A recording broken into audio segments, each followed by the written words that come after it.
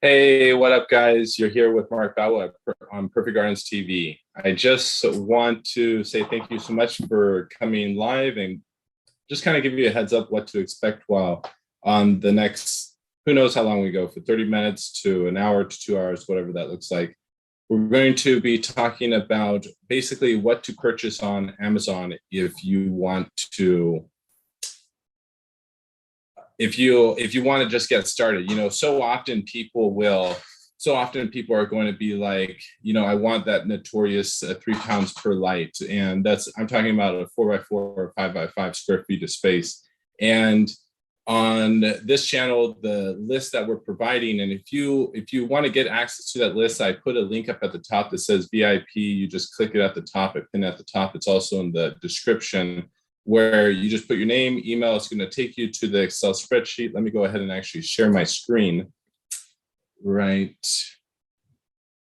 here. I'm going to share my screen right here. And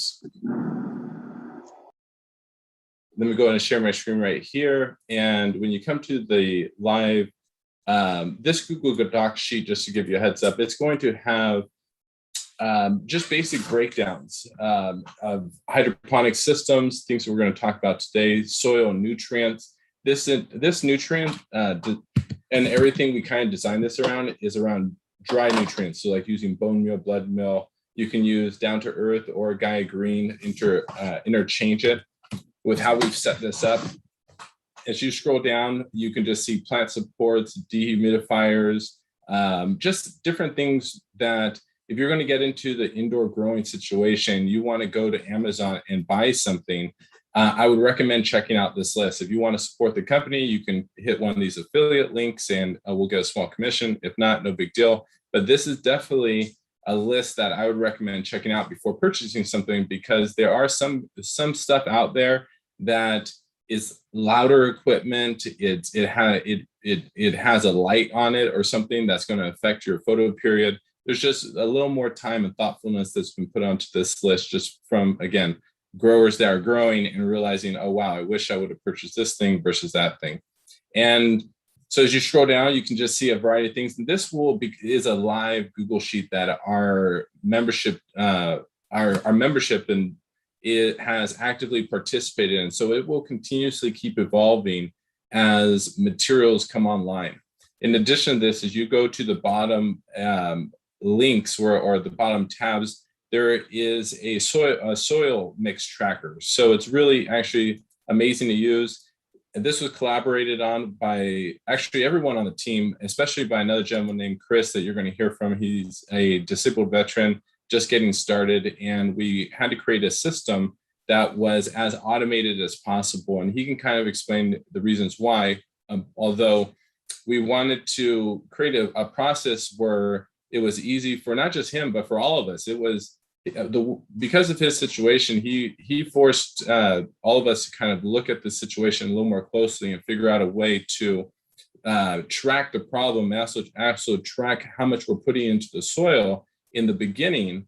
And so if we see a deficiency somewhere down the road, we just put into the week 1, week 2 of the deficiency. And as you can see right here, nitrogen, phosphorus, potassium, whether it's a mobile, immobile. And all you do is just put it in there. Week 3, you just put a calcium deficiency. And sorry, this is a little small, I understand that. But by doing that, you're going to know, like, okay, in week 3 of veg, I started to see a calcium deficiency, and by doing that, you're going to be able to come back and you're like, okay, I should have probably have put more bone meal in there, or I should have probably put some more. And if you're not sure what to put in there, you can actually come down to these amendments, say, okay, calcium, gypsum, or dolomite lime, and from there you just click on the link right here, and it will take you directly to where you could purchase a product. And I think that's why a number of issues happen around dry amendments, is that people don't understand how to use them. And also they don't know how to implement them into their grow throughout the grow, and also at the beginning. So what I'm going to do is I'm going to be inviting 2 people specifically, and you're going to be hearing it from the horse's mouth. Oh, and Actually, was I sharing my screen? I don't know if I was sharing my screen. Hopefully I was. I'm going to be inviting Jason, and I'm going to ask him to unmute right here. And also Chris. Let's see. Where are you, Chris? I'm on.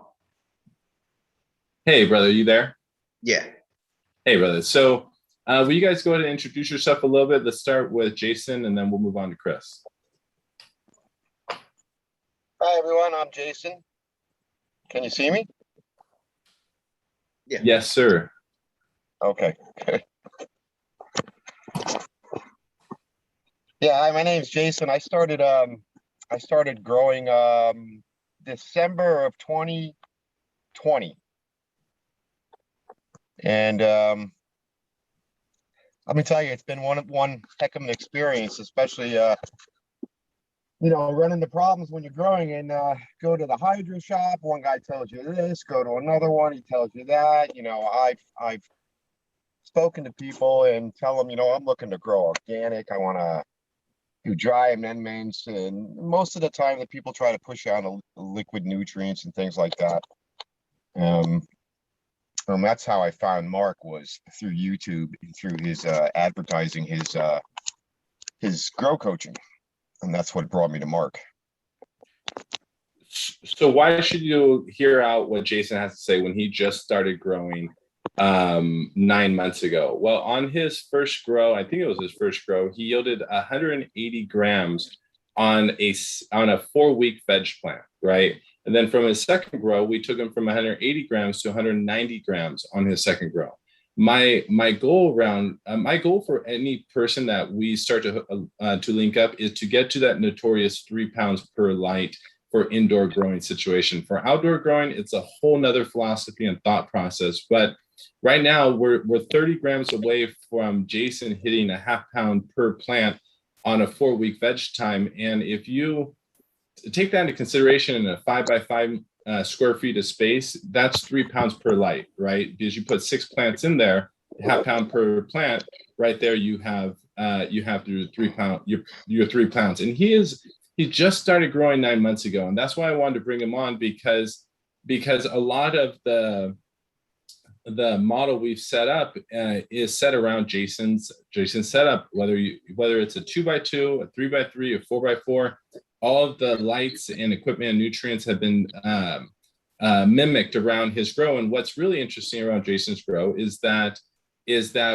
he's been using more of a calcium base later into flowering. And we just switched him over to a langonite. And what I really love about this whole situation of making this next switch is because it's brought up a lot of current controversy around the subject around calcium, when to stop, when to, I don't want to say if you're in a liquid nutrients or fertilizer, when to stop using it into flowering, or when to make like a more biological tea around potash or something along those lines. So in the next grow, when he finishes up, we're going to really see the difference implementing the potash 4+ weeks into flowering. Jason, will you please come on board and introduce yourself a little bit?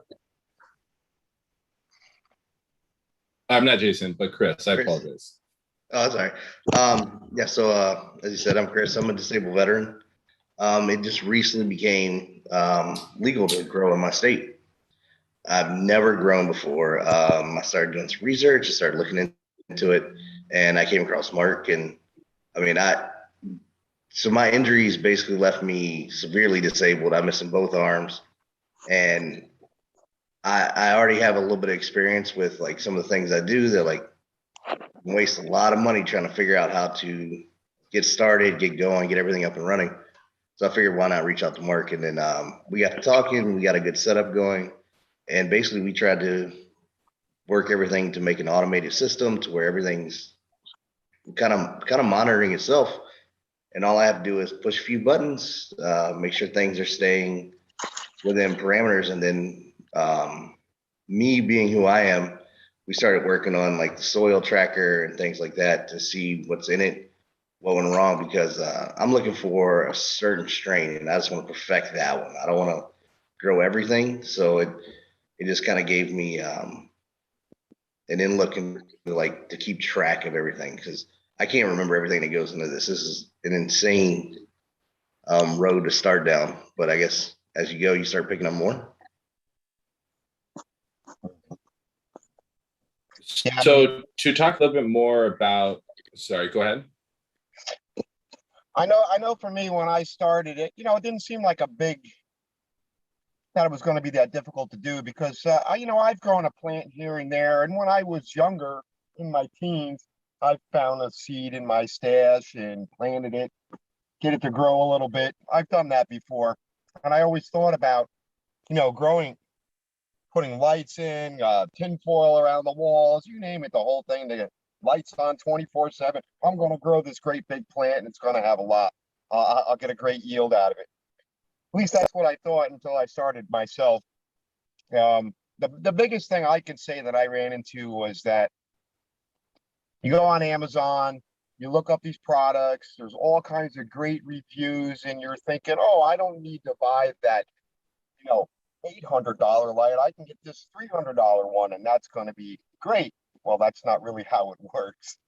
And I found that out, with pH pens. I sent Mark a picture of all the different nutrients that I've purchased over the time. I purchased a 25-pound jug of raw phosphorus, and I only have 4 plants. That thing's going to last me the rest of my life.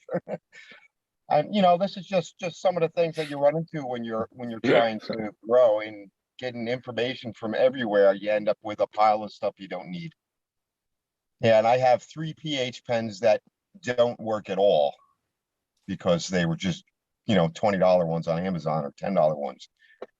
Now I have a nice one, and the system's going great, and it's much easier than we think. When we start out, it's this big hard thing, and I saw all kinds of different variations and ways to go about doing things, but it's really just keep it simple. And it really, what Mark has done that for me, is made it simple. That's pretty much what I have to say. Yeah, I absolutely agree with you. When I started looking at everything, especially the nutrient side of it, it looked pretty intense. But So no,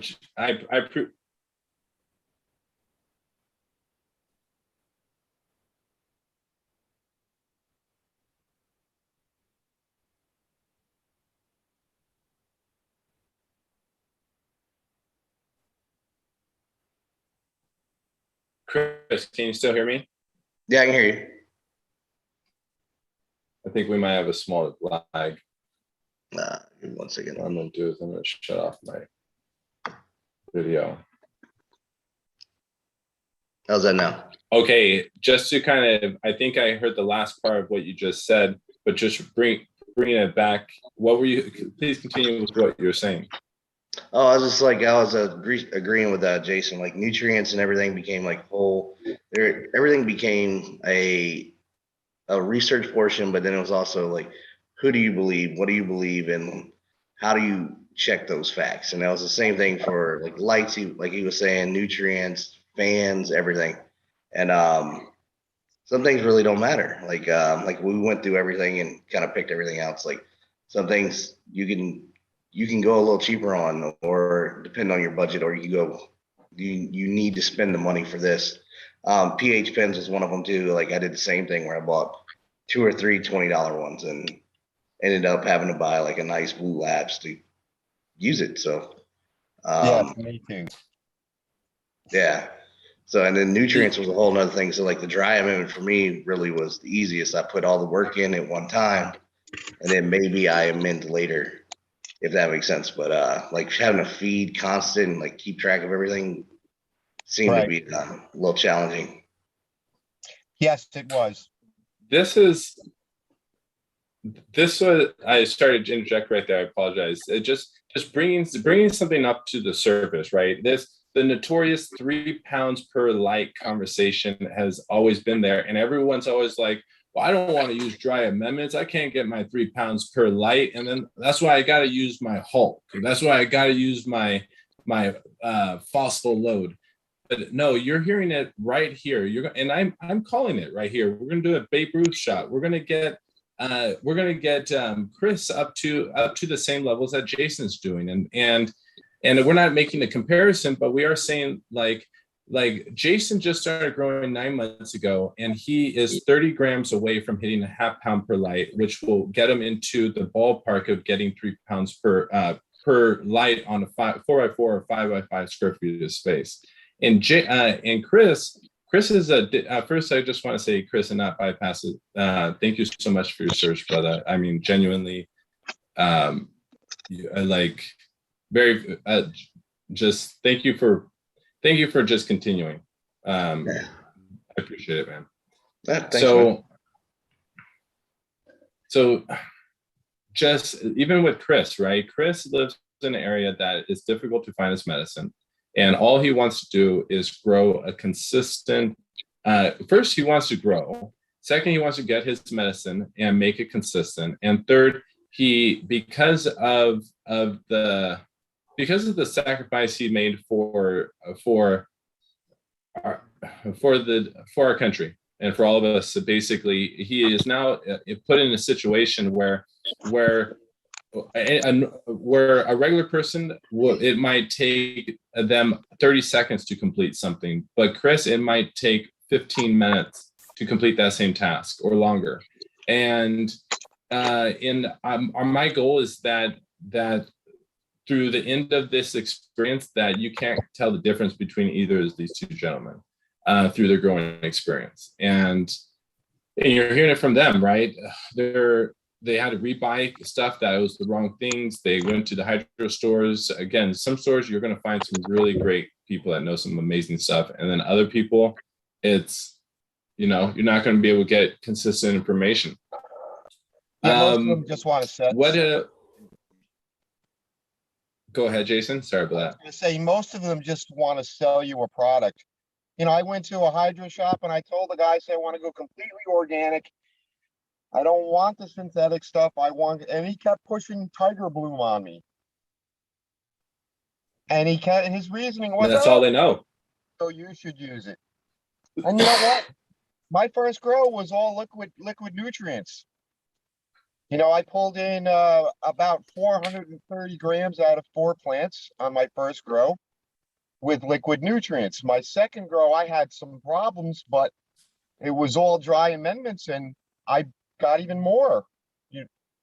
This second grow, my yield was over 1.5 pounds. And that's more than the last one. So, liquid's not the only way to go. Jason, what are you growing in right now? Like, let me, because I'm going to brag about you right now in 2 seconds. So what are you growing in right now? Like, how big's your square footage? I have 2 tents. I have a 2x4 and I have a 30-inch by 5-inch. And they are packed. How many clubs did I drive past? How many miles did I drive to buy your, all right, I don't want to say that. To try out your inventory, then I mean, how many clubs because I started in Blythe, California, and how many clubs are in Blythe, California, all the way to literally the center of LA? Well, in LA, there's one on every block or every. I drove past all of them because I knew how Jason grew his inventory.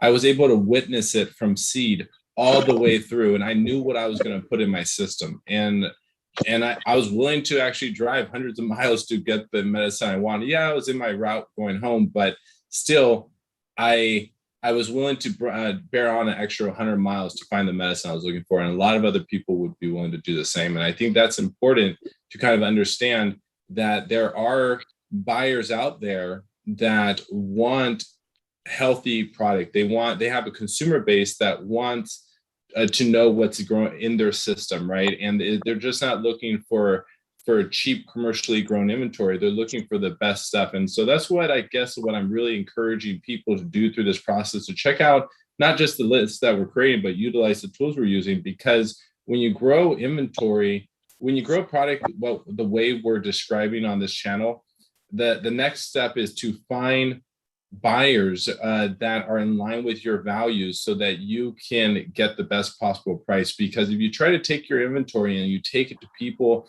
that don't understand microbiology and don't care about health, it's going to be all about the price point and the way, the look, the smell, which you're still going to get a top dollar, but still they're going to hammer you, versus the other type of people that understand what you did and they're willing to give you literally whatever you want for it. It's like, please take my money. Okay, just give me what I want so I can supply the customer base that it's hitting me up. And I think that's, what else do you guys have anything else to say, Jason or Chris, about this? Is just not finding reliable medicine and Excuse me, Mark. Please go ahead. Mark, I have to cut in. We lost the live feed on the channel. We got 42 people, but they can't see or hear us. Okay, give me 1 second. Sorry to cut you guys off. No, thank you for doing that.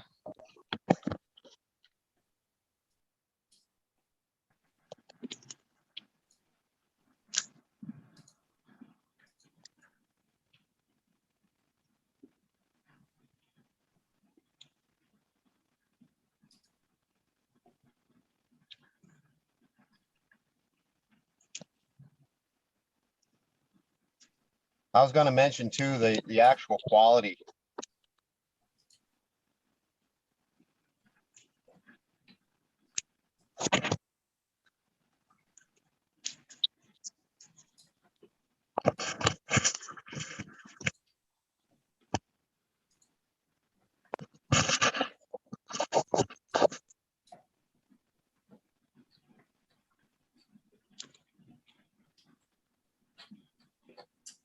How do I do this? How do I do this? Dang it.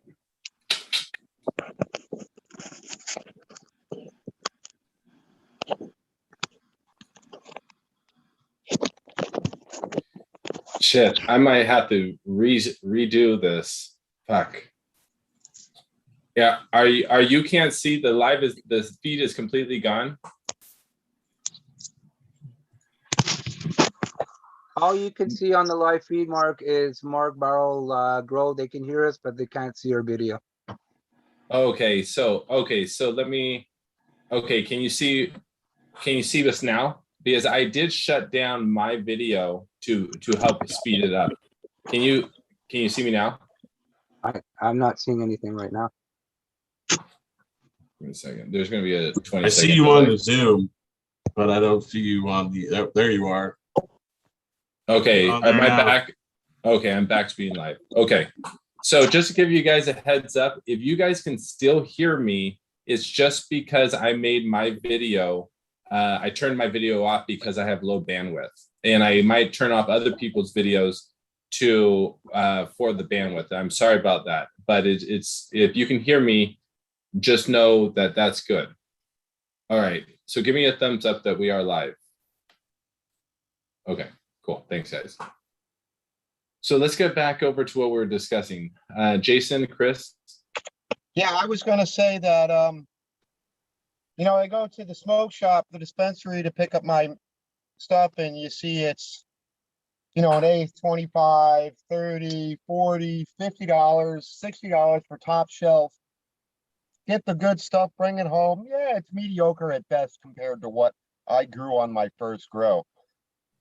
So, you know, you might think to yourself, well, you know, it's my first time. I don't expect it to be that good, but my first grow was the best stuff I ever smoked. My first grow. I don't know how I did it, but you know, with Mark's help. But that's just the first. The second grow was even better. So I know what I put into it, and you can do it too. Anybody can do it. This, guys, I think this is another conversation that's really interesting, whether it's a placebo effect or whatever it is, but everyone says this, you know, my stuff was the best stuff, you know, it's like, or is that actually possibly happening because of the way the commercial farmers are growing it? You know, again, you know, I have gotten amazing stuff from a club, and but I've also gotten top shelf stuff that wasn't very good. And I am I don't want to call myself a prima donna. I would like to say that I'm hypersensitive to this medicine. and the effects it does, because I use it so often, so it can take me in one way or another way. And I have noticed, like, when I do get it from the clubs, sometimes it's just not as, I don't know what it is. Yeah, I don't know why it is. What do you guys think about that Well, overall? kind of add to what you and Jason said. Like for me is like I typically, like we've talked about before, I want a sativa. A lot of people don't want that, and it's hard to find. So if you do find it, you might find it that one time, and then you have 6 months before it shows back up. So it's clearly like there's a grower or somebody that's supplying it. Like in my area, there it's kind of hard to figure out where you can get it from, and then if you do get it, there's most likely you won't get it again. So like trying to find something that's quality, and then you actually don't know. 1 second. All right, cool. Thanks, Chris. Sorry All for right, that. yeah, no problem. So you don't really know like if it's going to be what you want. You don't know how it was grown. You don't know anything about it. I mean, there's a lot of great stuff here, like you're saying, and especially where I'm at, you've got multiple choices, but there's just really no way to like keep a consistent choice. Like if you know something's like what works for you, you like it, and you want to keep going with it, you just can't do that here unless you grow it yourself. And then based off my family, like we don't want to pump it full of like synthetic type materials and things like that. And then I mean, I really don't know enough to talk so much about it, but it's more like when you start using a bunch of synthetics and everything and you flush it, that might be great. I don't really know. So, but that wasn't the route we wanted to take. Chris, Yeah. Sorry, go ahead. The other thing is the amount of money you spend when you're purchasing it from a dispensary. Yeah. You're paying full price, then 30% tax on that. It just, we were spending $200 every other week, over $400 a month. Now I haven't purchased any of it in the last 9 months. I have no need to anymore. Think about in just the last 20 years of the level of our community that has decreased over the years. Like remember back in the day, you'd have to know somebody or to get the good stuff or whatever, and you'd have to have a connection, you'd have to have an in, or you'd have a little like smoke spot, like hangout group, and then now it's just like come in, get your shit, get out, and the whole dynamic of the culture of this plant has dramatically shifted. And is that what we want as a consumer base too? It's like, is that really what we want? Do we really just want to go get high, or do we actually want to stop for a moment, slow it all down, all the busyness, all the bullshit, and be able to communicate to our family, our friends, our small community, and just be like, you won't believe what fucking happened today while you're enjoying a little time together. Exactly.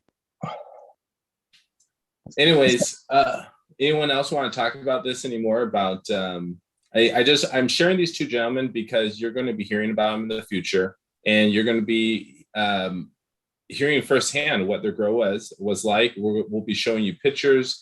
If you guys haven't checked out our monthly membership, we have a Telegram that's set up, and I won't share it, but it's basically a private Telegram where just everyone communicates on a daily basis about problems, and when problems arise, we're able to give a little bit more attention.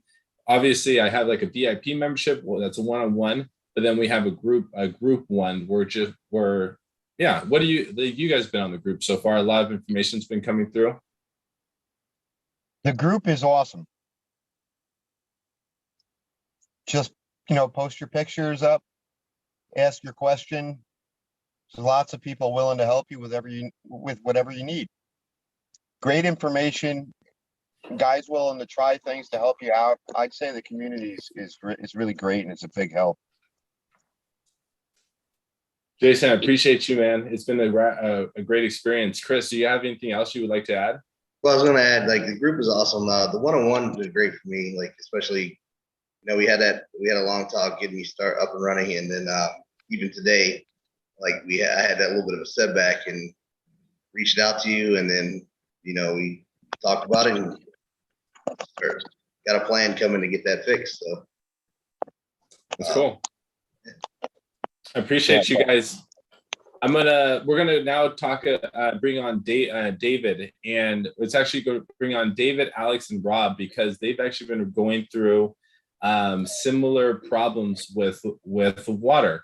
And obviously, like, this live chat is for memberships only. And you want access to it, check out, just for $2.99 you get access to be able to be part of the conversation. Sorry, I have to be part of this, do the sales thing for a second. But from here, you're also going to be able to see the experiments that are happening. And David was going through, let me see if we can unmute David. Alex, if you want to get unmuted, and Rob, if you want to get unmuted as well, and then anyone else. We'll go ahead and mute. And if you guys have questions out there, go ahead and post it. And one of our guys is monitoring the live feed. So if an interesting question pops up, they'll ask it. But you know what? I'll just turn it over to David. David, can you tell us about your experiments you've been doing and sharing with the group?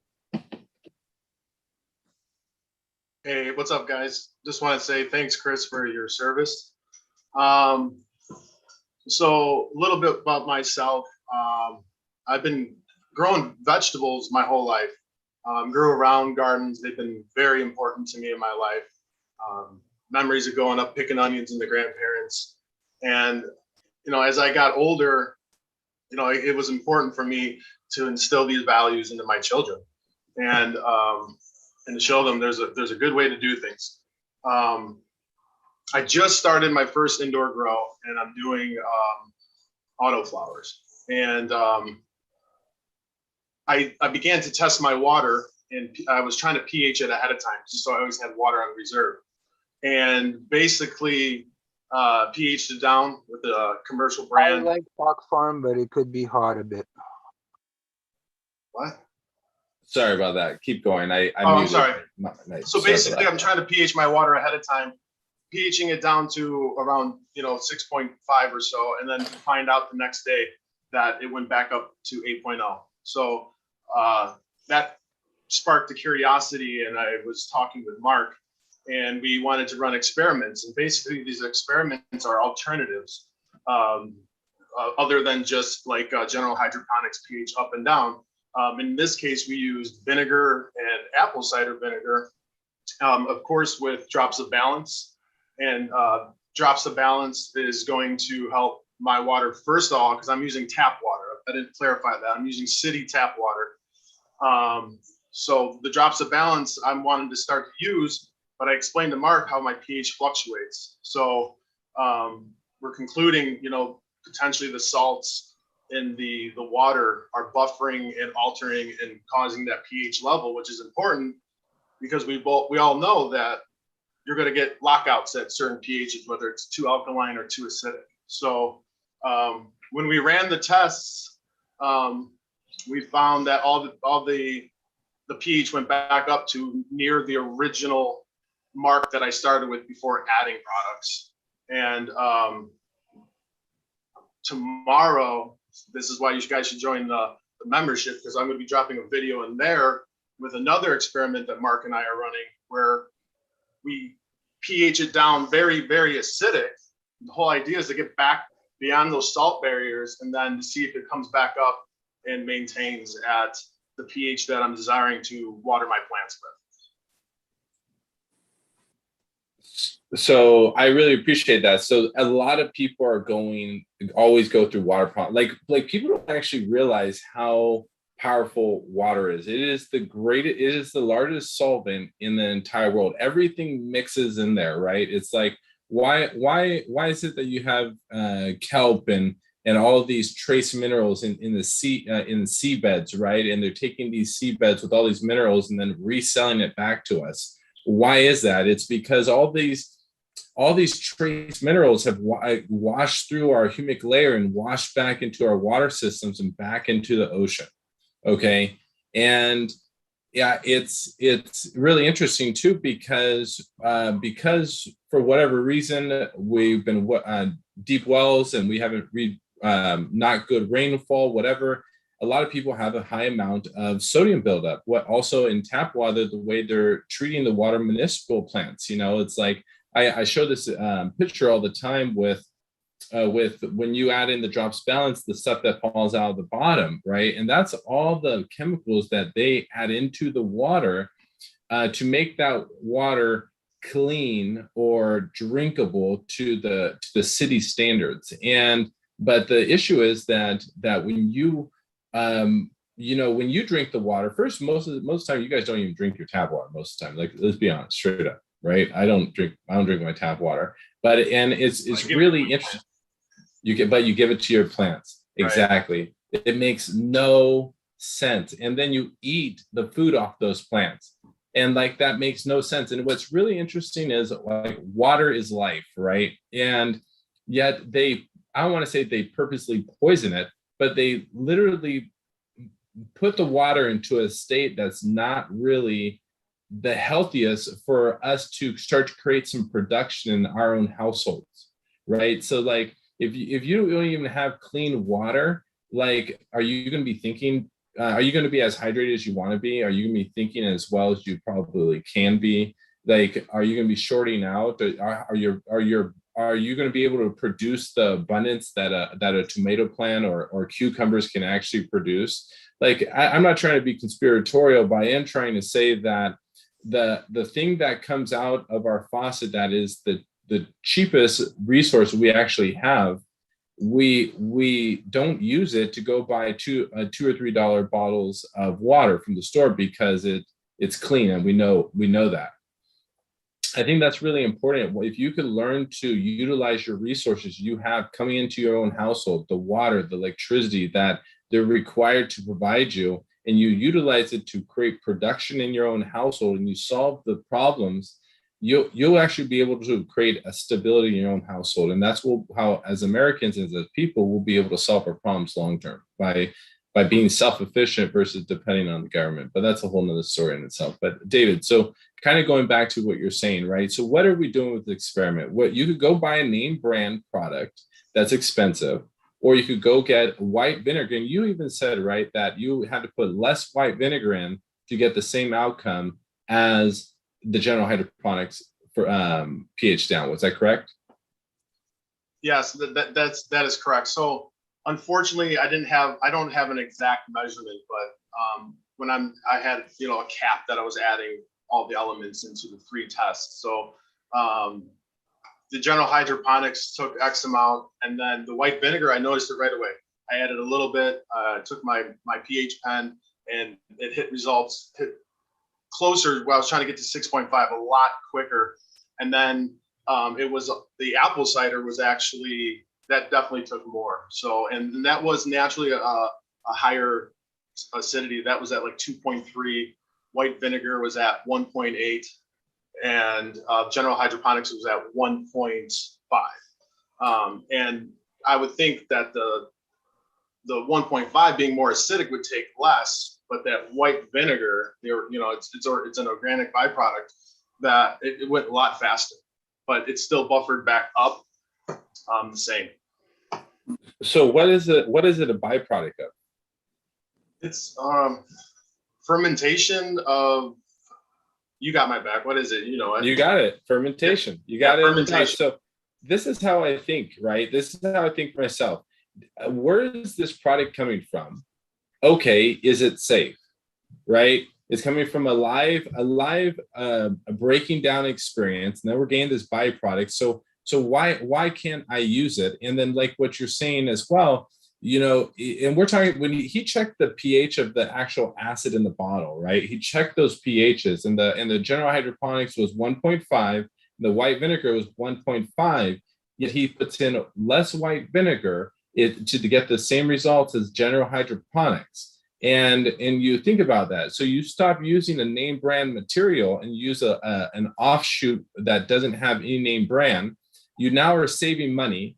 You're using less. Okay. And that's what we're talking about. So if having a greater return on investment as a grower overall, because you're not getting caught up in the marketing and the propaganda of the industry.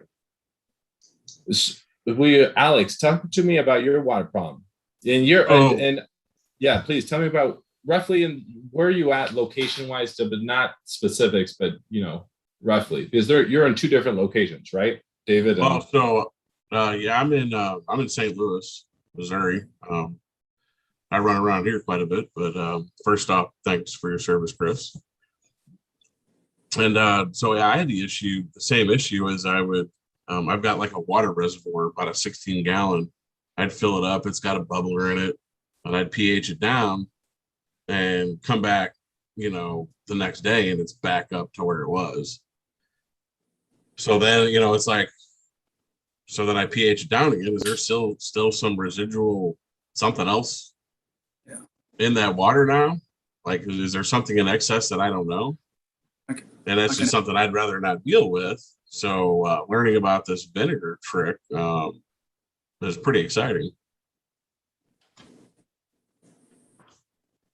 So what he's saying right here is once again finding a less expensive resource to solve the same problem. The next experiment is going to be to treat it with white vinegar and then to feed one plant, not do the entire operation. Like, okay, this solved my problem, let's dump it on my whole operation. No, we're going to find the results we're looking for, make sure it's as stable as possible. If it's more stable when you feed it to your plants, then it's going to be more stable in the rhizosphere of your entire soil as it's sitting there for days, for a few days until your next watering.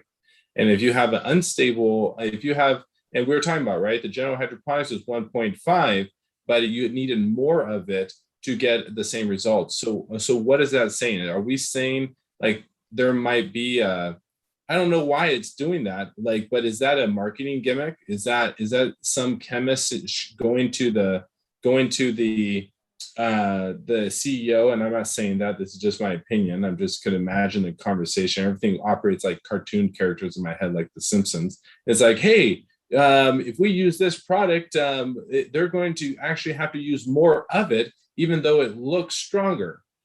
That's a great idea. Let's do it. And who owns that company? I'm not like, who owns General Hydroponics? I believe it's Scotts or Monsanto. I could be one of their shell corporations, I believe. So, and I don't know, we're not going there again, but the point is that this membership, what we're trying to do is we're trying to bring you behind the veil, right? And find little ways to save you money and solve your own problems that you can just go down to the shopping market on.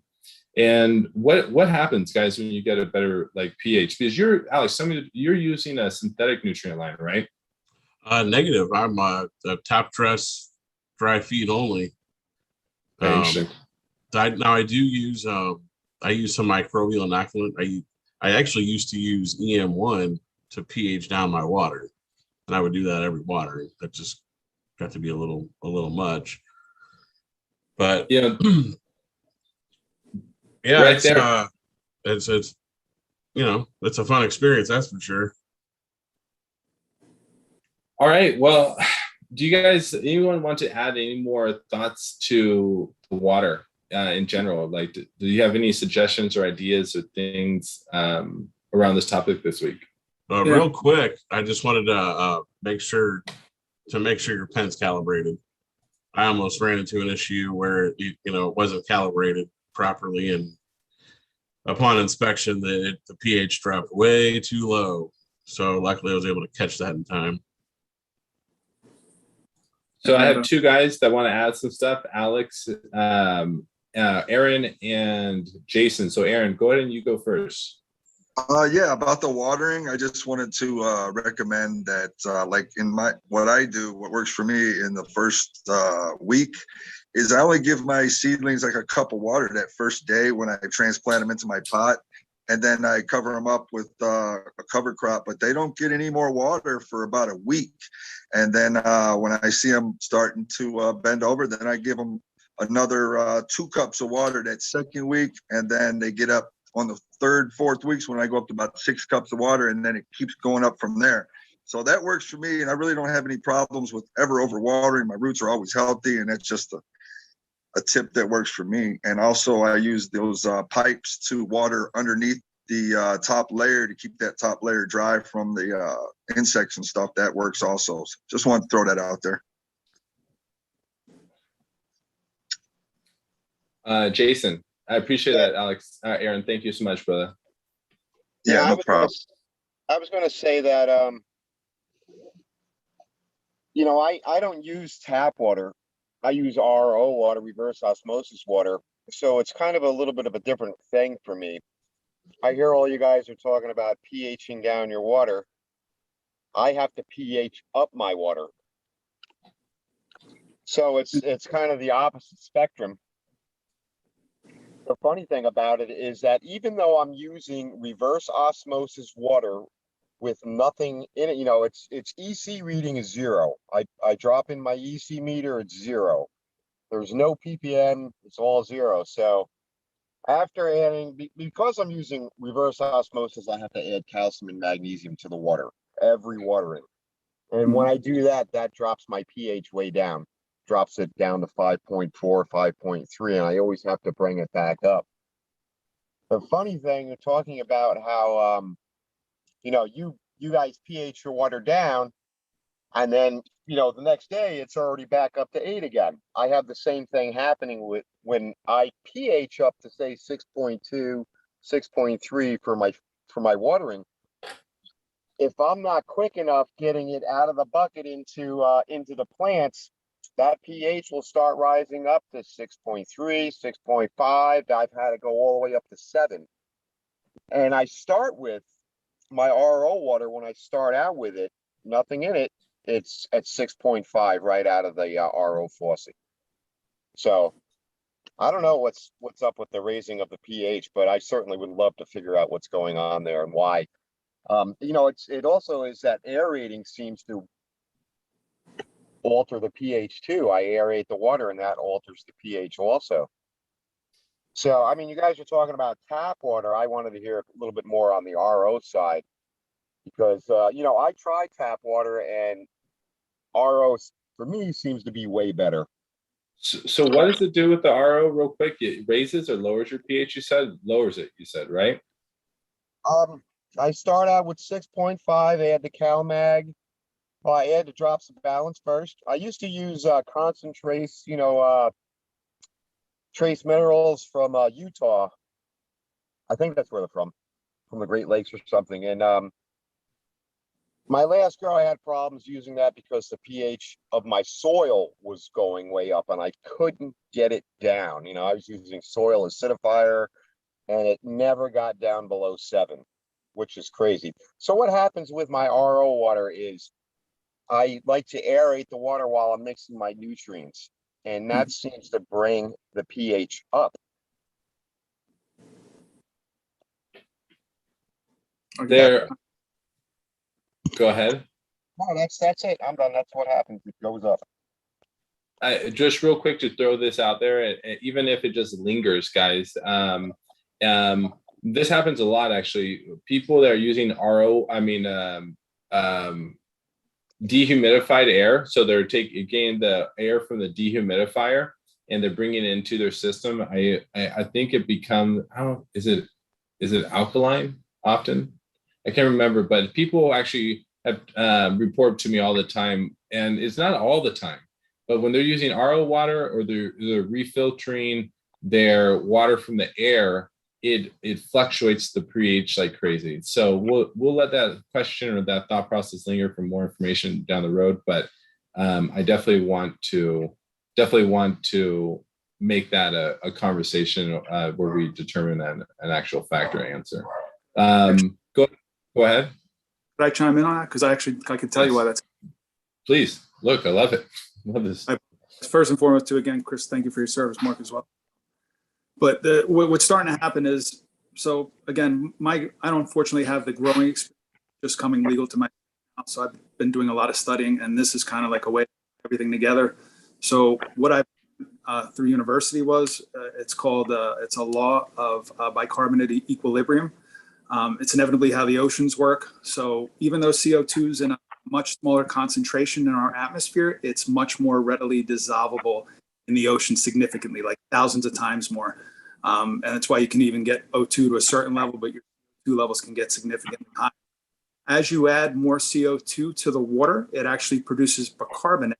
This bicarbonate actually, it's basic and it will actually raise. If you take reagent grade bicarbonate and add it to water in a stirring solution, you can bring the pH up to about 8. The funniest thing is if you just take regular water, and I tell everyone, don't take my word for it, do an experiment for yourself and check it out. But if you take water with a stir bar in it and just stir it and keep the pH meter and watch it, that pH will consistently, slowly but surely go up, because as that spins, the carbon dioxide dissolves into the water, and as that water absorbs it, it has all this extra bicarbonate, and then the only way to do that is to add acid and actually burn it off. So it's a crazy thing that I never knew, prior to the schooling. So I appreciate this community because you guys are doing so much. I can amend my knowledge because I don't have the ability to grow right now. I'm trying to get to a level and increase my knowledge so that I'm super comfortable growing. And then when a couple more laws change here, I can maybe secure myself a position or be able to grow myself, but it's an interesting thing, but that's 100% what's happening to everybody. Because as you aerate more, you're going to naturally absorb the CO2 from the water. It's what the oceans are doing. You can check it out online, which I thought was really cool. The pH of the oceans right now, because of all the crazy CO2, it's actually going up, and it's only going to max out at about 8 because that bicarbonate equilibrium, it peaks out around there, but that's more than likely what's happening to everybody. Okay, so to just kind of make sure I'm hearing this correctly from you.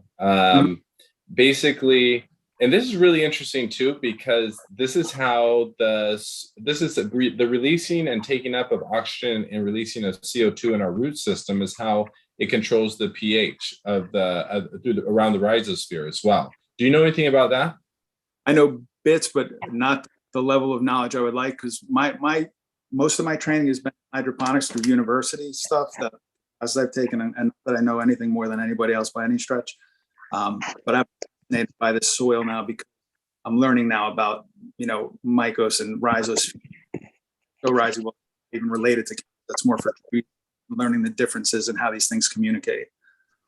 Okay, so I appreciate it, brother. We're going to get into this heavy. So calcium carbonate, if I'm saying that properly, is what when the microbes eat that, it releases CO2, right? And so calcium carbonate, you got some calcium. And so what is calcium carbonate? Dolomite, lime. Gypsum is calcium sulfate, and they're all different calciums, but they're also basically very similar from where they come from. They're just different purities in a sense, kind of.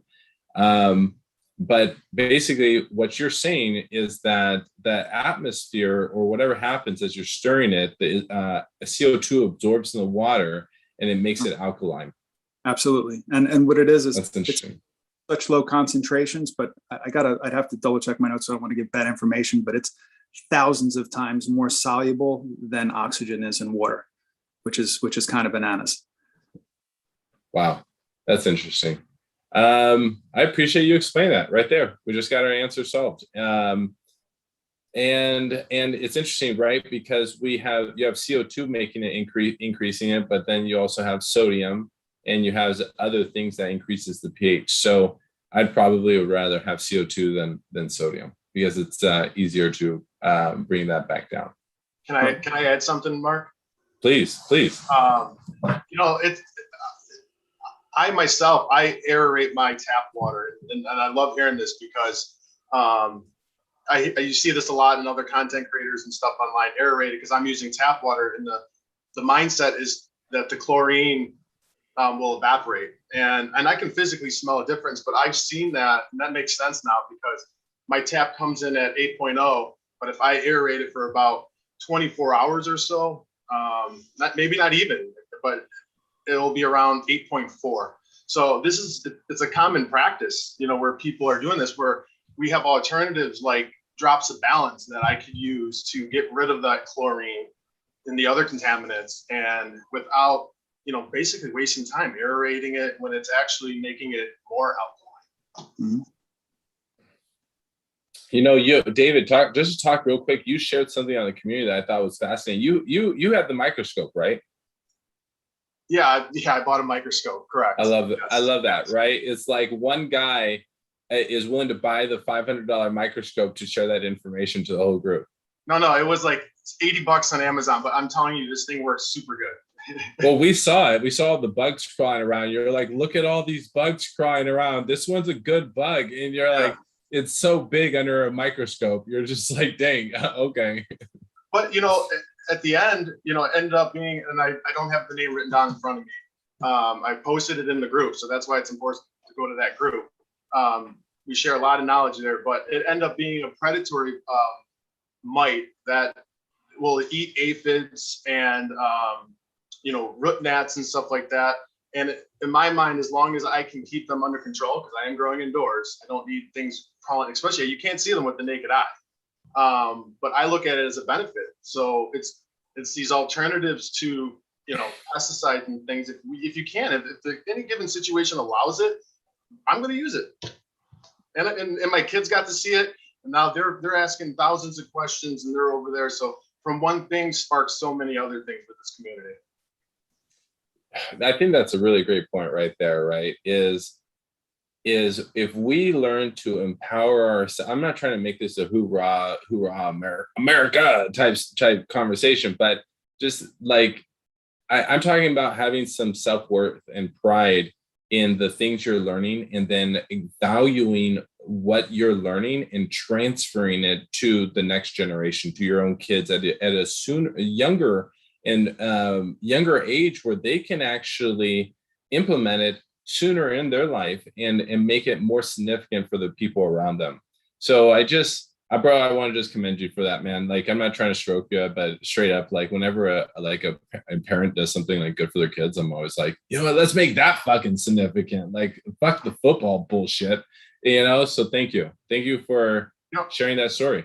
That was cool. My kids grew up with gardens, so I mean, to their friends, we're different, but their knowledge and their observation of nature, and as adults, we're doing the same thing. We're looking at our plants, we're feeling it for them, and we're trying to care for them the best we can.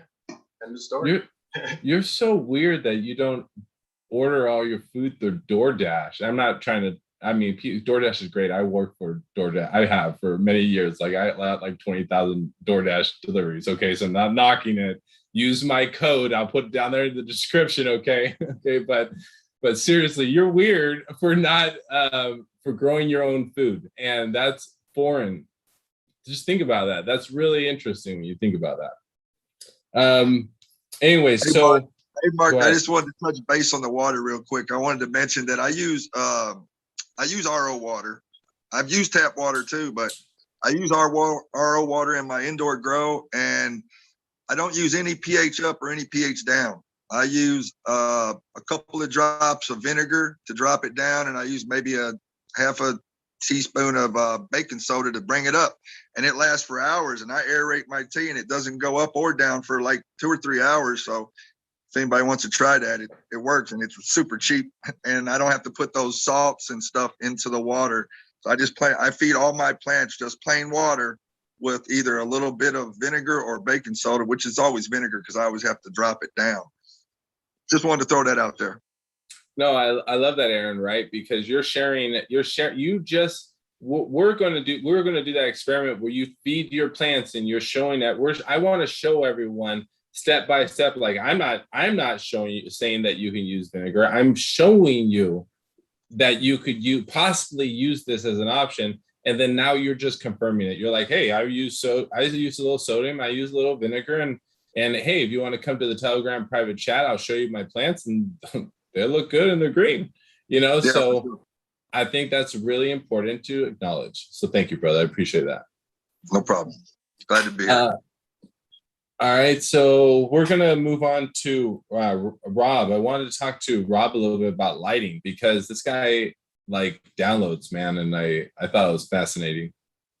Yeah, lighting. I started looking at some different things, and a lot of this, was just fortunate to stumble across through the courses. And one thing that a concept that they got onto, which I was never even thinking about was just the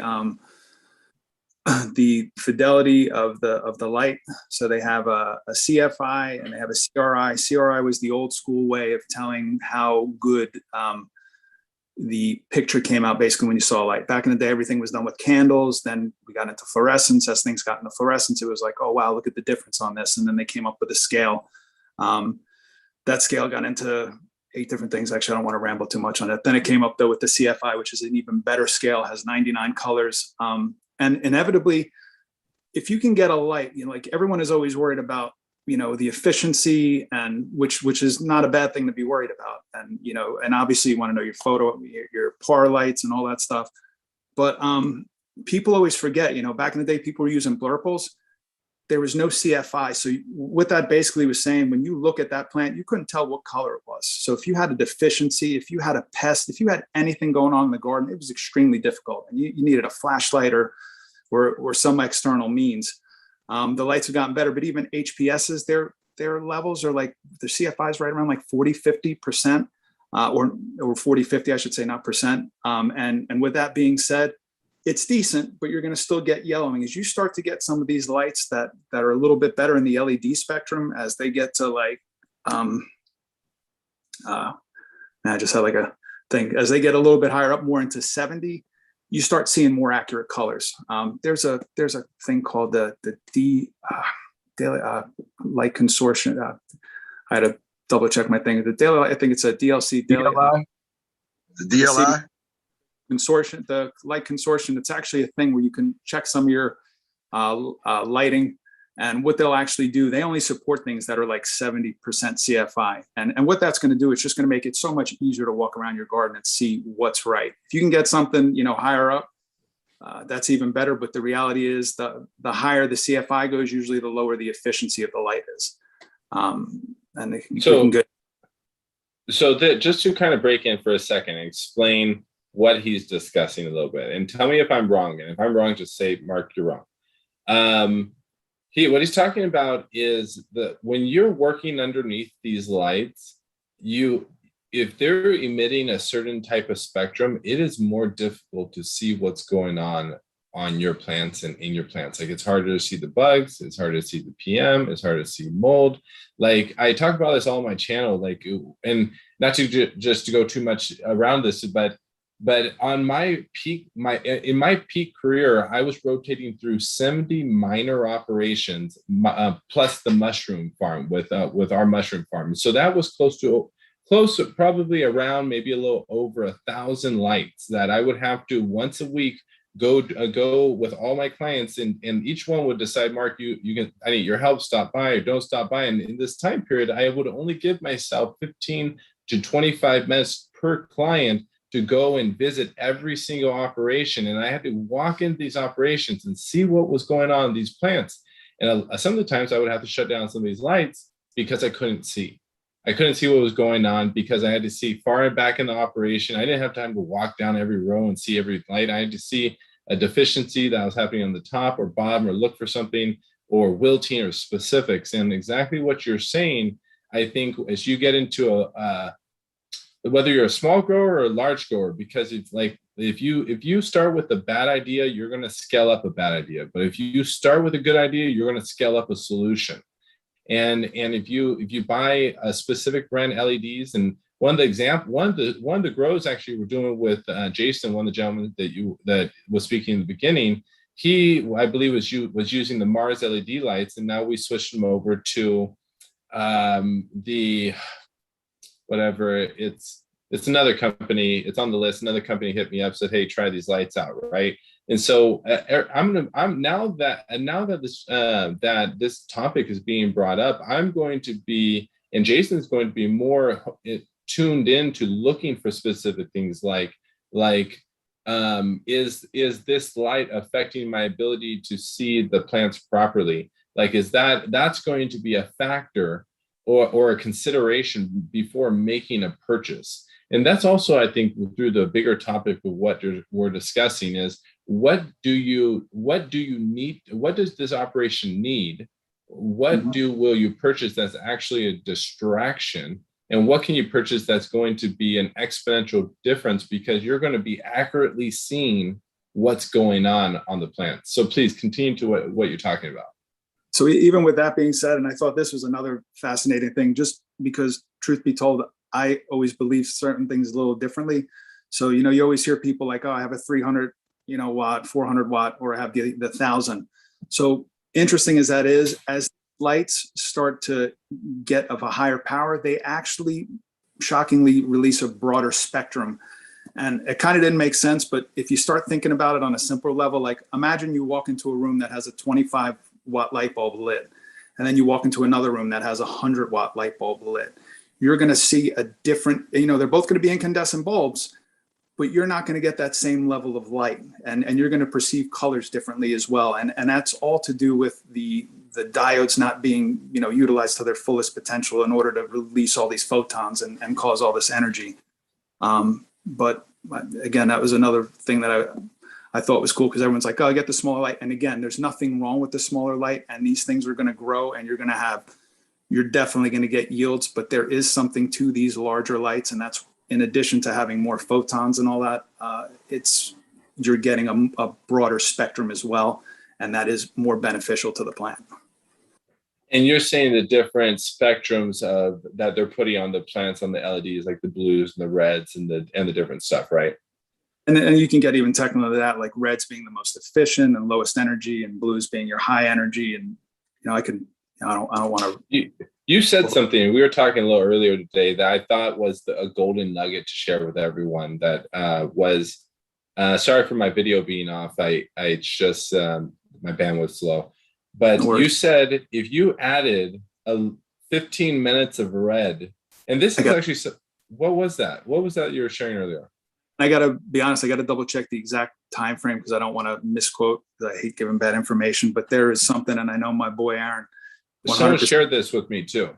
So he's on the same Harley, and I think Harley, shout out to him too.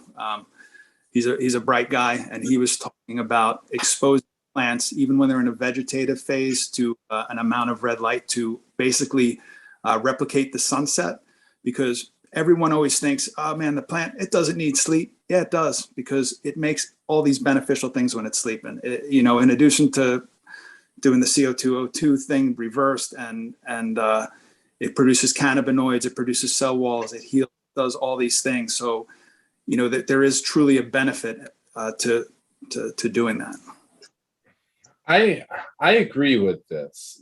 Sometimes there are things that I think you can overcomplicate yourself, but then there are other things where I'm like, you know what? If it doesn't cost that much extra, could I implement this in my room? And 100%. I mean, think about it, guys. Like anyone that's been growing outdoors, what happens very uniquely 2 times out of the day? Sunrise and sunset. You fucking got it. Exactly. And what happens during these unique times of the day, right? The spectrum changes. Absolutely.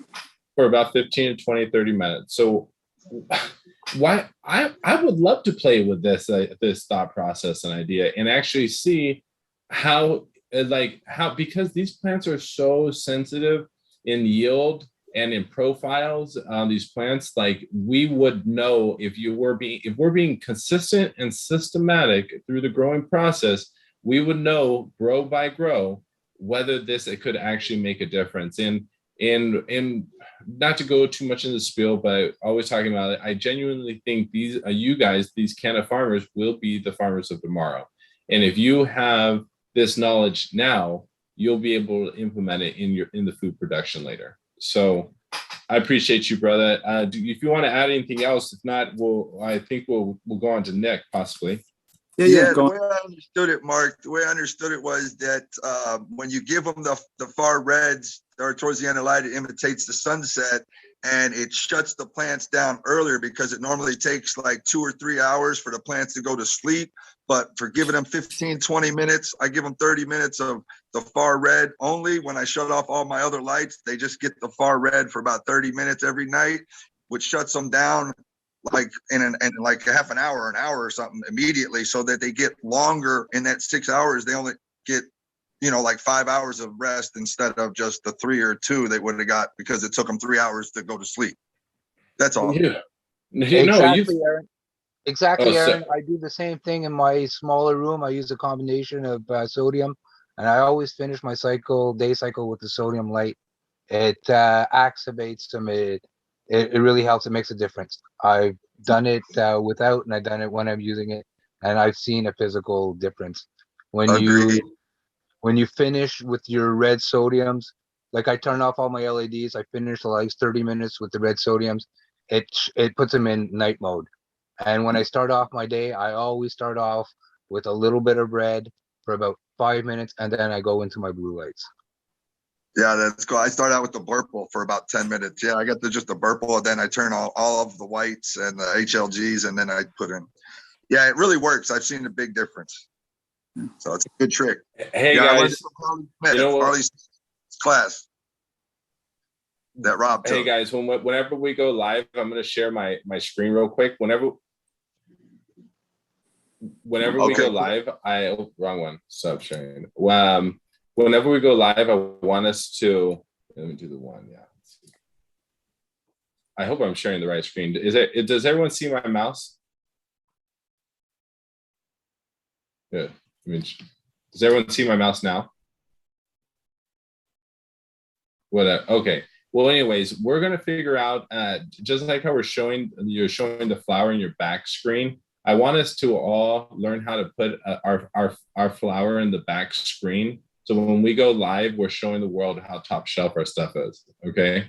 So we'll do that later. That's gonna be cool. So we'll do that later. But guys, please continue the conversation.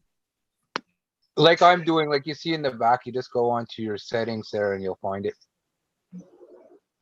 Yeah, it's really good though. But Rob knows more about it than I did, because he actually took the class. I just been watching Harley for a while, and I just picked up his tricks. But Rob definitely knows more about it, because he's taking the class at those universities. So I'm sure he knows way more in depth, about the process. So I could tell you the Thanks. truth. There are things I know, but I'm far from the expert, and I'm truly just continuing to try and learn and get better at this. So you guys have a tremendous amount of knowledge that I've been able to take, and I appreciate you. Likewise. Nick, you there, brother? Yeah, I'm here, Mark. All right, brother. Sorry, you wanted to talk about cocoa. Something happened to you earlier this week, and can you tell us more about what was going on? Well, I ran a bit of an experiment myself talking about lighting.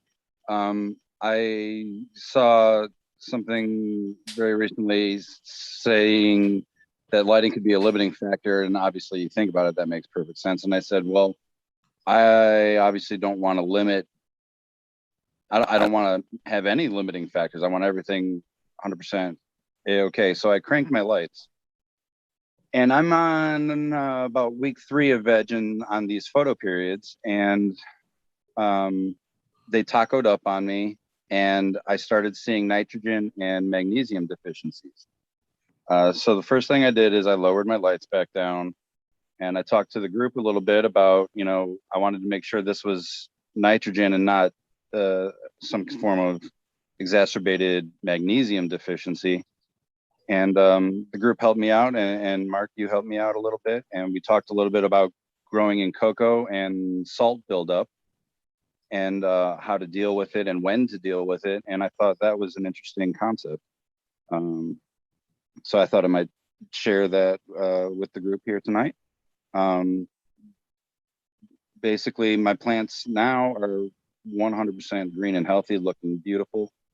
What I did to correct it is I fed, even though my runoff ppm was showing 1100, which initially concerned me, I fed in again with a higher volume of a base that I use, and higher CalMag, and a product called Recharge, and it turned them right around. The next following day, as growing in cocoa, I usually water every other day. But on this particular instance, I didn't see much harm in watering in another round of CalMag, and I did add some more Recharge to that as well. And like I said, my plants are doing really good. But something I touched on, but we haven't really talked about yet, was the runoff ppm.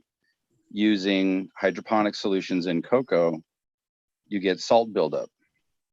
And so when does the salt buildup become problematic? And what should you do about it, I guess, is the question. And so the consensus that I've pretty much come to is that when your runoff ppm gets between 1,600, 2,000, maybe even 2,200 ppm, that's about a good time to think about flushing some the purest form of water that you can through, just to bring those ppms back down to a reasonable level, down to around maybe 600 or so. And once that happens, you can resume feeding on a normal schedule. And so that is my plan going forward, growing in cocoa. I might add some other things for different reasons. I was wondering if anyone had any input on, particularly in microbes in cocoa. And obviously we all know the benefits of microbes, but the debate is, does cocoa have the capacity to retain microbes to use them in a beneficial way? So that's something that I'm going to be looking into going forward. And that's pretty much where I am at here, Mark. Nick, I really appreciate that. So just kind of to recap what you're saying, tell me if I heard this correctly, is that you're having a plant deficiency, and what you ended up doing to solve the problem is you instead of leaning off, you leaned into it, and you gave a little bit more. And was that correct? Yeah, 100%. Yeah, that's exactly what I did. Is I stepped on the gas a little bit, despite having the salt build up higher than I would like it to be at this point in the grow. It is what it is. And the deficiency was still showing, and I had to address it. So that's what I did. Yes. Okay, so kind of just talk about what's going on, what's happening. One of the questions whenever a cocoa grower is growing is did you add in some earthworm castings, or did you mix in some soil with the cocoa? Is kind of like one of the first questions I ask. And if they don't, then I know they're going to. And I ask them if they're using microbiology. If it's like a no on both of them, then I'm always going to encourage them to lean into the fertilizer, not to the point where it's going to short out their root system, but just understand that the entire plant is relying on those salts. And when you're dealing with cocoa or you're dealing with hydroponics, like the chemistry, we're dealing with chemistry, right? And so we're dealing with, let me rephrase, two words: chemical reactions, right? And so what speeds up and slows down chemical reactions? It's temperature and water. Basically, is like if there's more stuff in the water or less stuff in the water, it's how is it going to react with it? We're talking about salts with the sodium. We're talking about acids earlier. All these things are going to affect your chemical reactions. So in this situation, we ended up as a group collectively, remember, because it's not one person knows everything. Collectively as a group, lots of us added different things into it, and we collectively as a group decided to lean into it because we're kind of, as we realized as a group, that possibly the frequency in the watering Nick was doing was not giving enough time for the chemical reaction to happen possibly, or there wasn't enough salt in there for a complete chemical reaction to happen. Who knows? I'm not a chemist. I have no idea, but that was the collective overall decision or idea thrown out there that he ended up leaning into, that ended up solving the problem. And how to make it a little bit easier on cocoa growers is to add in a humic layer, right? Because if you have a humic layer, it's going to slow the salts from washing out of that media. And when it slows it down, there's going to be more time for the chemical reaction to happen. If you throw in microbiology is going to have something to hold on to. If you have and my father, we're going to get into this video about biochar. He's been just hounding me to get into biochar for like three or 4 months now. And even years before this. I feel bad because, anyways, not get into it. But if you have infused biochar mixed in, something that's going to help hold on to minerals, and that cation exchange is what we're discussing, holding until that chemical reaction happens and it becomes water soluble and can be taken up into the plant. And I think that's also why a lot of cocoa growers have issues. There's a lot of information out there, but they're not being thoughtful on how the grower is growing, and the grower is trying to use microbiology, but they're trying to use it with cocoa only, but they don't understand how it kind of works together. And it's really interesting. Cocoa growers will get cocoa, but then they'll try to add back in a humic layer. So what are they doing? They're trying to like build soil again. So why don't they just start off with soil? That's a whole other cognitive dissonance conversation we can get into later. But it's like, sorry, I know I laugh at this shit every time, man. It's like, okay. But I'm not making fun of anyone. It's just, it took me a time to think about it too, right? Because I didn't get it. I came out from the military, and I had the opportunity to go through all these grows and seeing how everyone's doing. I was like, oh, okay, damn, marketing shit, like they probably had all this cocoa fiber. They're like, what are we going to do with it? And like, let's sell it, and that's like, damn, marketing got to us again.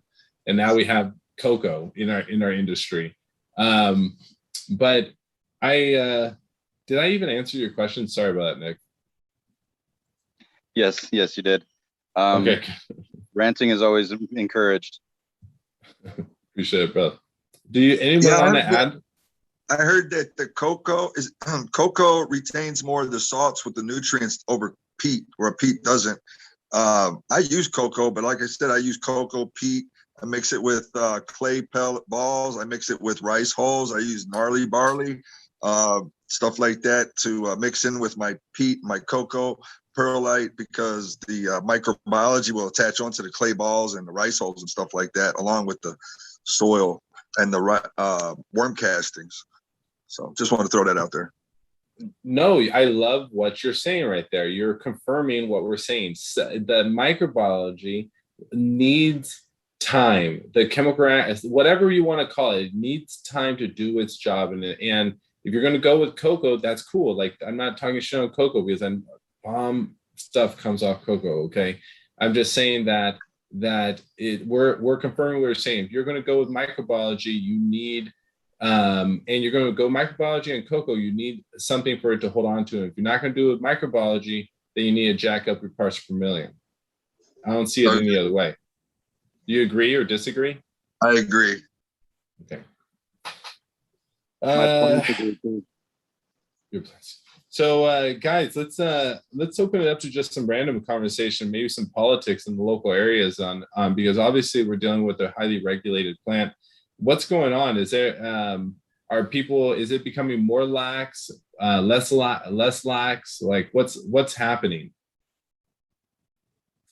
All right, Dave, like you unmute yourself, guys. Like So I live in Illinois.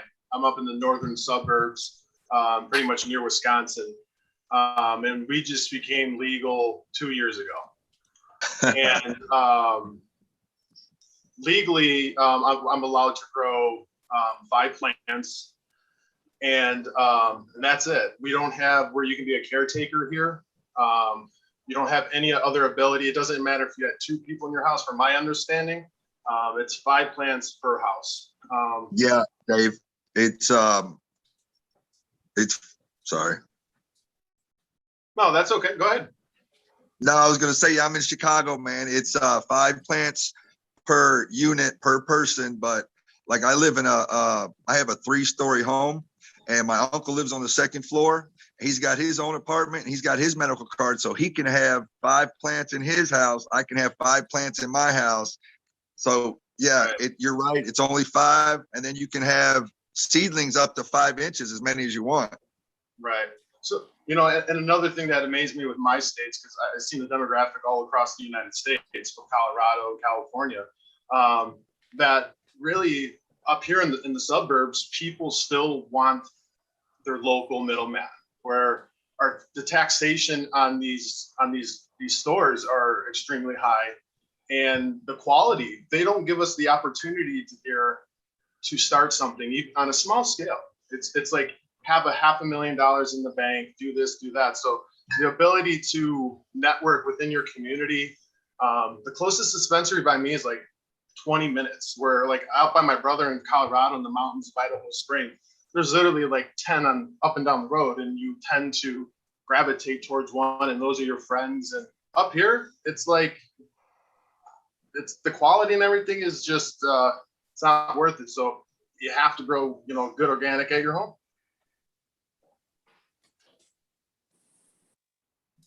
Yeah, we got it pretty good here in Missouri as far as, so we just got medical, I guess, within like a year ago, about a little over a year ago. And so I can I'm a caretaker, and basically you can have it worked out to where you can pretty much do whatever you want if you have enough people involved. But yeah, so we've got 18 flowering is our max at the moment. And it's pretty awesome. We're taking full advantage of our little room there. And we've got a little offsite bed spot to help supply that. So that's pretty awesome. So I like that they've left those little loopholes in there for us little guys, because as far as getting in on the medicinal side for commercially is impossible at this point for the little guy.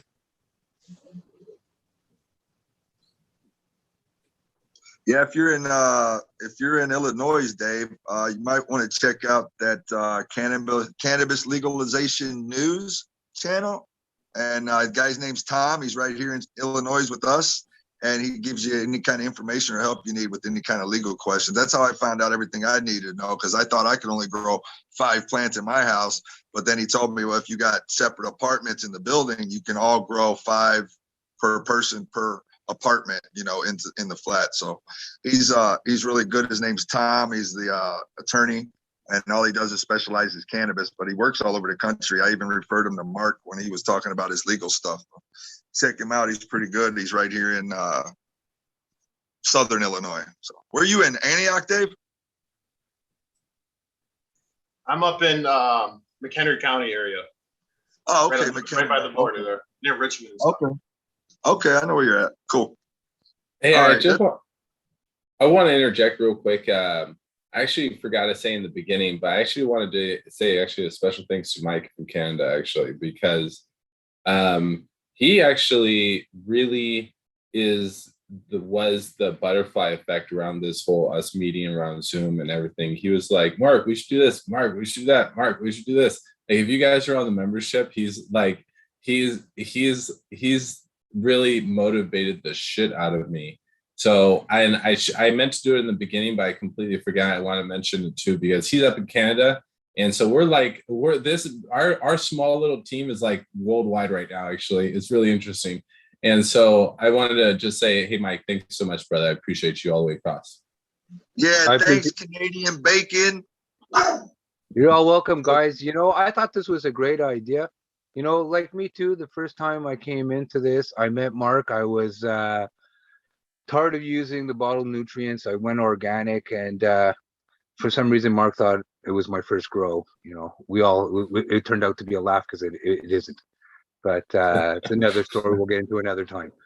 But yeah, I thought this would be great to share like this on this site, you know, and the membership, you know, for $3, you get contact to a guy who's been going for 30 years. You get guys like Dave, you get guys like Alex, you get Aaron's got always something great to say.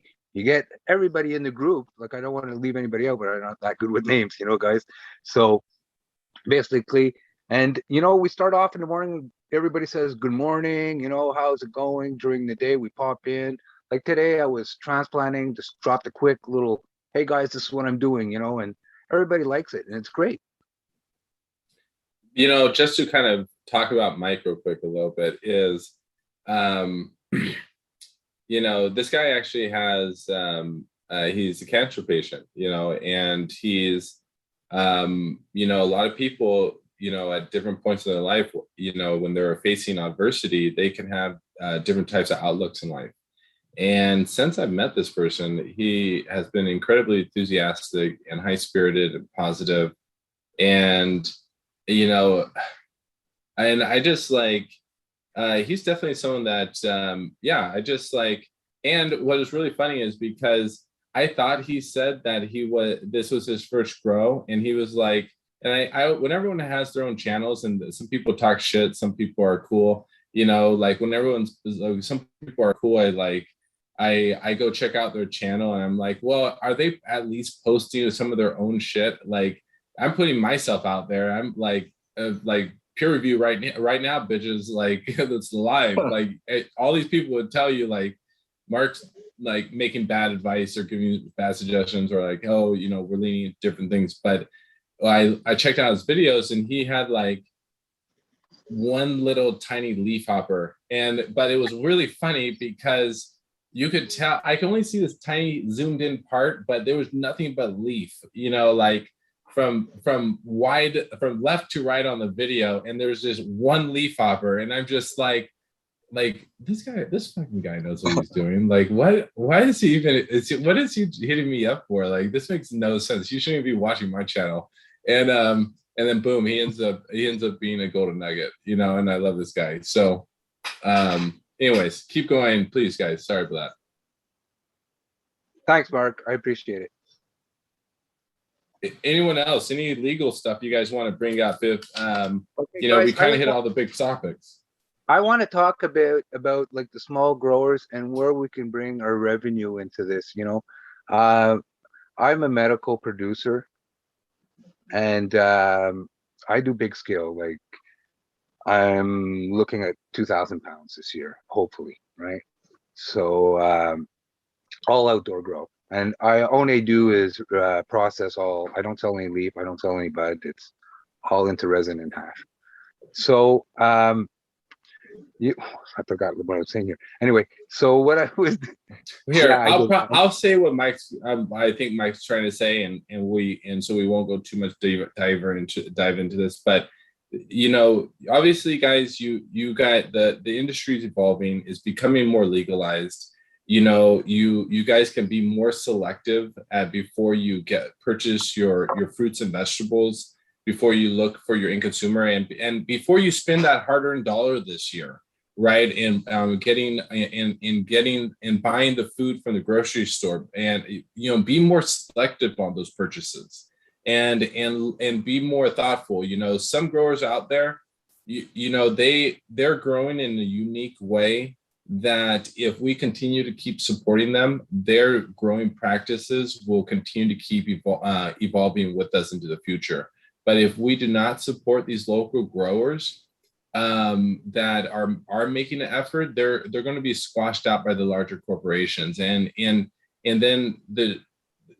we're not going to be able to have the real experience that I think this plant was destined to provide to us while we're on this beautiful earth. So I don't want to get dive in too much. If you, and again, not trying to get you on the private membership, but if you guys want to be a member, these are some of the members. You can find these guys live on YouTube as well. Hit them up, have private conversations. You're out in Canada, right? Who are you asking? Yeah, Mike, I'm in Quebec. I'm in Quebec, Canada. Right there, Yeah. guys. You already know he's in Quebec, and you have a large amount of inventory being grown biologically with thoughtful, loving care. And if you're out in the area, build a relationship with your local growers, because it's ridiculous for us to go to Safeway and buy our food when you could just grow it right there in your yard and support the local growers. So, is there any other growing topics or anything else you guys would like to talk about before I let you guys go for the night? I appreciate you guys, your support. I want to throw out the insect frass. What do you guys think about insect frass? Because you give the plant the insect frass, and the plant thinks it's under attack, and it starts producing more oil and trichomes to protect its leaves and its buds from the insects. And I've been using it for a couple of years now, and I've noticed a big difference. So I just curious if anybody else is using it. You can find the insect flask on the Google sheet because I totally support it from Down to Earth. I love the product. I'm a big supporter of insect flask, exactly for the reasons why you're saying that. Please continue, Mike. Ron, I never really looked at it that way. I never thought the plant would take the insect. I thought I was using it as a nutrient. I didn't think the plant would react to it in a defensive way and that would get the benefit what we were looking for. So I've been using the worms, and I find that they aerate my soil. They keep from compacting, and plus their pathways let the water go in. They help a lot with the water. It brings them right to the roots. So I'm mainlining all the time. But I never thought about it like the plant putting in the insect crap in the dirt. The plant would think they're being attacked. I never thought of it that way. Yeah, I like to just throw as much microbiology as I can at it. I'm a big fan of the compost teas. I like to add those to the soil every now and again, and especially early in veg, add do a foliar spray with that stuff, and that really seems to. I really never have any insect issues whatsoever because the plants are so healthy. Shrimp and crab, shrimp meal and crab meal from Down to Earth, or even from Gaia Green, or any powdered products. If insect flask, crab meal, shrimp meal, all are going to have the same benefit. And we're talking about, I think they call it chitin. Is it chitin? Chitin. Chitin. What is it called? I think it's chitin. It might be chitin. No. Yeah, you got it right. I always butcher this fucking thing. Like I am not an expert, guys. Tell you guys this all the fucking time. So what is it again? So listen, Aaron. I don't want to get too far into this, but you got to come on to our private page, and we're going to talk to you about this. Okay, yeah, I just downloaded that Telegram. Yeah, it's important. Okay. Mike's been asking about you, Aaron. He's like, "Where's Aaron? He never posts." I know. Like, I have no idea. Busy all the time. I love this guy. He's fucking great. From 6 in the morning to like midnight, I'm just go.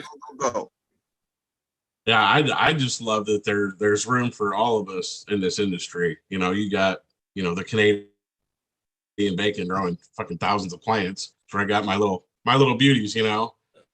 There's room for everybody here. You just got to find your little niche and master that motherfucker.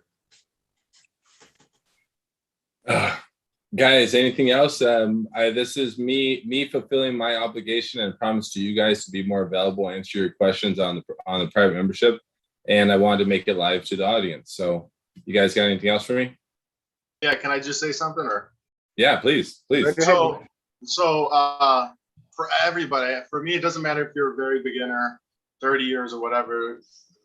It's always evolving. It's always changing, and take your time. Me and Bacon were talking about pH patterns and stuff like that. So when you're making these purchases, what's another week or two to understand something and get into it? And you can see these discussions, it gets in really, really in depth. And at the same time, we're trying to make it simple by, dry amendments and organic soil and throw some water. But take your time. Like, it's really important to, so you don't waste more and more money. Like, I see so many people, they bought 5 of the yellow ones from Amazon, and then 2 years later they buy a blue lab. Save the money now, and it'll save you less frustration in the long run, big time. Yeah, absolutely. Buy it nice or buy it twice. That's good advice.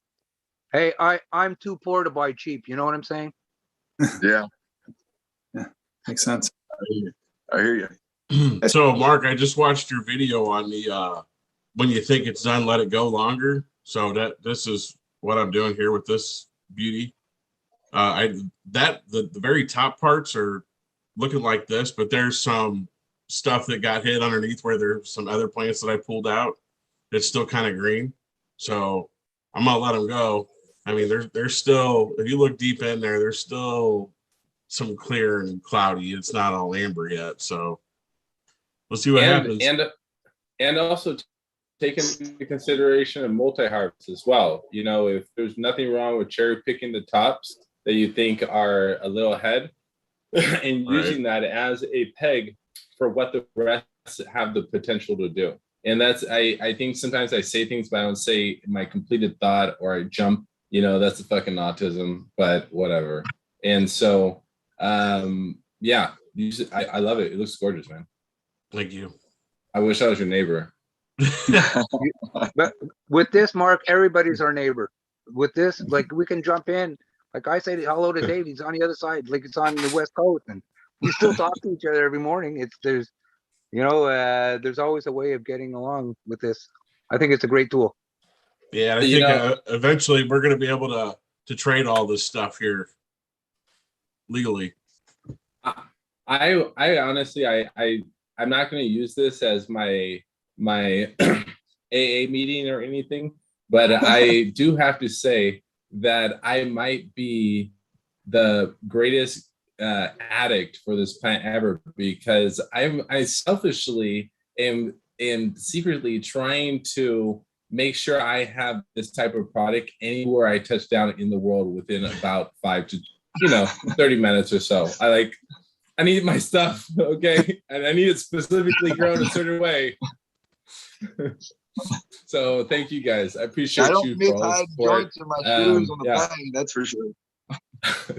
No, fuck that. You know, I'll take a taxi when I get there. I can go clean for about 20 hours or something, no problem. Yeah, we gotta clean up every now and then, get a little detox.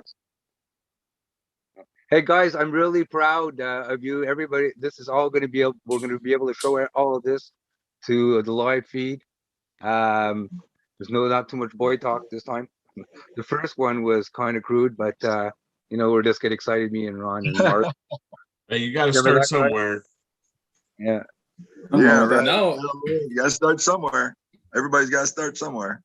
Guys, I'm pretty sure it's already been demonetized on this video. So, we can, within reason, don't talk about certain topics. So obviously, you know which ones like straight up. Has everyone realized like a whole section of YouTube was just taken off in the last few months? Have you noticed that? Like my entire feed has completely changed in the last 3 months. Have you guys noticed that? Like I've never seen you before, Mark, until fairly recently. So I don't know what's up with that. I think you must have tried some trick to wiggle around that, because that's how I found you. Bro, no, you look at how long I've been on YouTube. I've seen like 6,000. I've been at 6,000 subscribers. I gave up. I don't even know why YouTube even this was a mistake. Like YouTube should not have allowed that shit to happen at all. Okay. Because I don't know what I did, but I pissed someone off. They capped me. There, you'll see it. You'll see that it's just a straight line. And I just gave up on YouTube, but then COVID hit, and I don't know if they just let some channels start growing after that, but it was cool. I was like, all right, let's do this. Well, it turned out to be a great thing. Amen.